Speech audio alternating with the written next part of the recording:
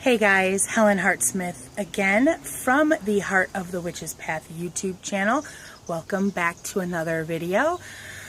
I've been feeling pretty inspired by some video content, so I'm coming to you from my lovely backyard that I love hanging out in. So as you can see, I've got some of my little herb friends back here. I need to water them tonight. The poor basil's looking a little droopy and sad. So, yeah, coming to you from the backyard. I love it back here. It's amazing.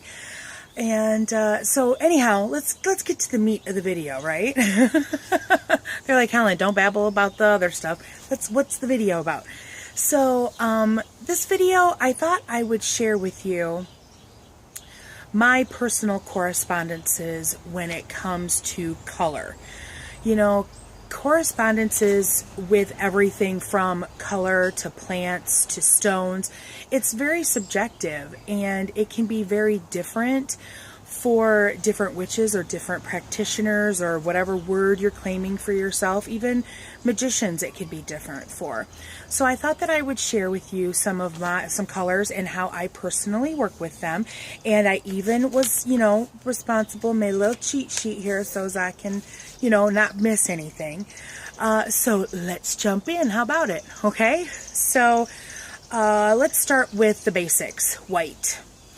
White for me is a very cleansing color. When I either do personal Reiki on myself, or when I'm cleansing a new tool, or cleansing a candle to use in spell work, or for an offering, or anything like that, I generally use white as a light color in which to cleanse something. And so I know other folks use different colors, and if that works for them, that's cool. Just like with, my entire list here, whatever works for you is what's most important, okay? So that's white. Now, black, I look at black for a couple of things. Black I look at for mainly protection, so protection spells or shielding, warding, things like that. I also look at black for banishing. And banishing is really part of a protective thing, so I guess that kind of makes sense. So it's very much all about those things that keep me and mine safe. So that's what I use black for.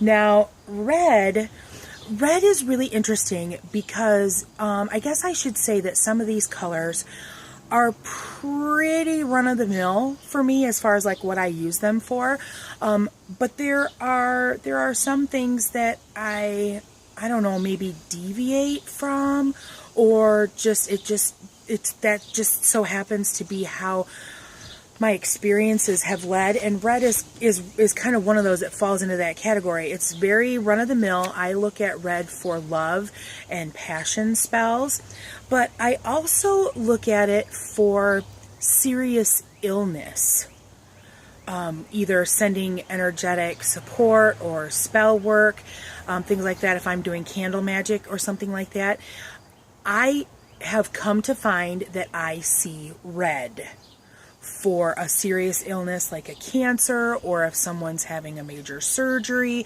or something like that. And I've actually been able to kind of verify those types of things with people that I've done spell work or healing energy work for. So for the big serious illnesses, I see red. Now for general healing, I work with blue for the most part. And I don't really get into a lot of shade differences. I know that some folks will look at like a pale blue and a dark blue, and a pink and things like that. But I like to keep what I'm aiming for and my colors pretty specific. So for me, red will encompass pink and burgundy. And the same thing for blue, it'll cover teals and stuff like that. Because sometimes, if you're looking for candles for a healing spell, sometimes you're going to find a light blue, sometimes you're going to find a dark blue, sometimes you're going to find a teal. I mean, so that just works better for me. If somebody else wants to kind of break things out a little differently, then that, that whatever, like I said, whatever works for you. So for me, I work with blue for healing, and I also work with blue when it comes to emotional work. So sending energy for grieving, I would use blue energy to send to that person. I might even also use white, because white is a very much an all-purpose, as well as the cleansing. So moving on to green. Green, I think, is so universal for so many of us. Green for me is all about money spells, for prosperity, for luck, for all of those types of things. And those are all about kind of drawing to you. So I'm pretty like I said, pretty run of the mill when it comes to green. Now, orange, I love the color orange. Let me just say that right now. So orange is one of my favorite colors. And when I was making my list, I was really surprised, because like nothing about orange was like, oh yeah, like right away kind of thing. And maybe that's because I kind of assimilate orange with myself. I like red too, so red is a very popular color for me.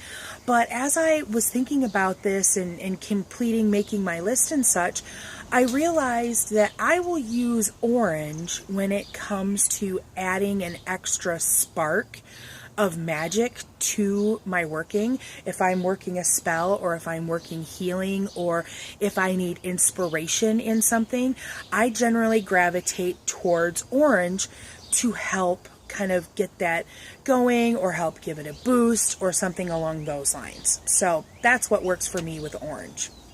Now, brown for me is all about grounding. It's all about keeping me anchored, keeping me centered, and it's about the earth magics. So I would, I gravitate towards brown if I'm feeling like I'm having kind of a crazy day where my emotions or stress is running high. Brown is something that I would bring into my life to kind of, make things kind of even Steven again. Next is purple. Purple for me has always been about like divinity or royalty, and I think that goes back to my my Renaissance days. I don't know if I've really talked about that much on the channel, but my friends and I, we typically go to Renaissance festivals every year, and so I've always equated purple with royalty, and so therefore I equate it with deity work and with my spirituality. So a lot of tools, if they're not very, I like my tools to be my magical tools, let me clarify. I like my magical tools to be very much like natural color, natural looking, so like stone, or metal or things like that. But a lot of times if I'm looking at something, it kind of ends up being purple if it's something along those lines for my magical work or my altar work or whatever. So that's how I work with purple. Now, yellow is all about energizing for me. If I'm feeling kind of blah and down and such, then I think about lemons. I think about that citrusy thing that will kind of help wake me up, or give me a boost or something like that. So it's almost like an orange, but not quite. So it's very energizing.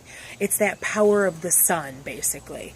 And then I also equate yellow with study. So if I'm working on homework for a class, or if I'm trying to learn about something, I very much use yellow. I might burn a yellow candle, or of course, yellow goes with air, so I might burn incense or something along those lines. So that's how I work with yellow. And then the last two are silver and gold.